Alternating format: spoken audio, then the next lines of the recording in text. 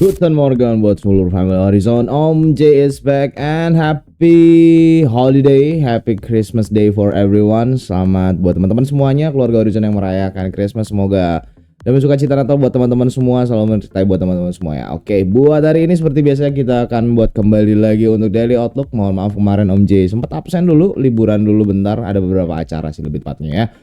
Kita akan mulai dengan chart yang kalian favoritkan seperti biasa. Kita akan melihat dulu seperti biasa dari technical, dari fundamental, dan kira-kira nih untuk next year, bahkan jangan dulu next year-nya terakhiran aja nanti ya. Untuk minggu ini kira-kira untuk pergerakan harga akan bergerak kemana saja ya. Oke, let's go, we look it. Oke, kita pertama melihat dari chart XAUUSD di mana ini favoritnya kalian semua ya. Favoritnya kalian semua. XAUUSD kemarin terjadi sideways, Om J tinggal ya, nggak ada yang ngomong akhirnya terjadi sideways. Tapi kalau kita melihat dari chart daily, ini nih sebenarnya udah ngelihat pola yang cukup baik banget untuk turun ya Om J sendiri. Untuk XAU masih akan tetap memegang bearish sampai nanti Januari. Mungkin Januari kalau udah ada dapat sinyal, udah ada data-data baru lagi, itu bakalan ada pergerakan yang berubahnya signifikan. Tapi kalau untuk Om J sendiri, Om J lebih suka untuk XAUUSD untuk bearish. Jadi kalau misalnya teman-teman untuk hari ini, untuk tanggal 24 Desember ini juga kemungkinan besar ini bakalan terjadi penurunan yang bisa dibilang cukup signifikan, atau enggak ya mungkin hanya sekedar sideways saja. Karena kita lihat untuk libur bank Amerika itu akan besok ya. Untuk bank holidays itu ada besok juga bank holiday. Jadi kemungkinan besar mungkin XAUUSD hanya akan bergerak di range yang sempit untuk hari ini. Tapi kalau misalnya teman-teman masih ada yang pengen cari sell off ya monggo silakan. Nah kalau misalnya hari ini dia berhasil, kuncinya di mana? Kuncinya adalah di sini nih. This is the key point. Kalau misalnya ini terjadi break di antara gap, ada price gap di sini dan ini terjadi break. Nah ini bisa teman-teman jadiin posisi untuk cari zona sell atau untuk buy. Misalnya begini, ini bisa jadi seperti ini, atau misalnya nanti kalau dia misalnya rejection di sini untuk naik ke atas juga oke. Tapi kalau Om J sendiri dominan untuk cari selling. Karena kenapa? Ini masih tetap turunnya tajam sekali ya. Ini lihat nih ya, untuk EMA juga udah crossingnya di heads 4 aja EMA nya udah mulai crossing banyak ya. Terus juga kemarin dia juga rejectionnya, kalau kita lihat rejection membentuk gravestone. Dia membentuk gravestone dan dia turun secara ya sebenarnya nggak cukup banyak, nggak terlalu banyak sih ya, cuman ya ini udah menandakan posisi untuk secara teknikal yang bearish dari gravestone yang dihantam langsung dari bearish engulfing walaupun kecil. Juga kalau kita melihat dari volume juga ini sepertinya juga sangat correct. Volumenya lumayan besar dan ini kemarin candlenya gravestone-nya lebih tinggi daripada ini dan terus melakukan bearish walaupun di sini ada bullish, di sini belum bisa menjadikan konfirmasi bahwasanya dia akan kembali naik ke atas. Akan tetapi kalau Om J sendiri lebih suka untuk ngambil bearish, apalagi dia sekarang masuk di zona yang kita bilang support become resistant. Nah, this is it will be make the Sau going to bearish. This is the XAUUSD ya. Untuk USDJPY kita lihat sendiri, USDJPY sekarang masih berdansa juga untuk di zona, masih di zona yang kemarin sih ya.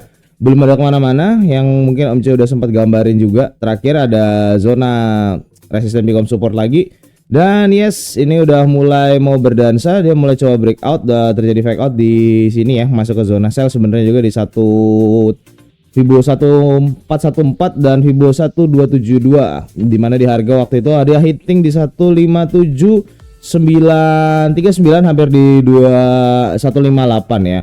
Jadi kalau untuk USDJPY sendiri mungkin untuk ini ya it's still same like XAUUSD, belum ada pergerakan signifikan. Karena kalau kita melihat dari chart juga untuk tanggal 24 ini nothing really special, hanya ada Richmond Fed Manufacturing Index dan ya biar Om J zoom ya. Nah ini belum ada, nggak ada yang begitu signifikan untuk secara economical calendar juga. So this is it, not really a good time for trading. Jadi kalau misalnya teman-teman pengen liburan, lebih baik buat teman-teman liburan dulu, nggak usah trading dulu ya. Jadi nikmati liburannya, nikmati Natalnya, nikmati liburan bersama keluarga.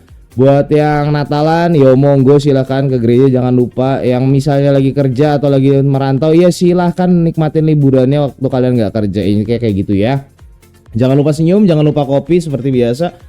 Untuk outlook seperti ini aja, kayaknya kemungkinan belum ada sinyal yang begitu luar biasa juga dari beberapa negara yang besar ya. Dah, terus kalau kita melihat dari sini juga untuk GU ya, kita sekarang ke GU. Ini GU kalau kita melihat dari top analysis dari daily ini udah menunjukkan posisi probabilitas yang akan dia berusaha nge-breakout key level breakout ini. Ketika ini nanti key level breakout ini terjadi, kemungkinan besar target yang akan dikejar selanjutnya adalah di sini guys, teman-teman.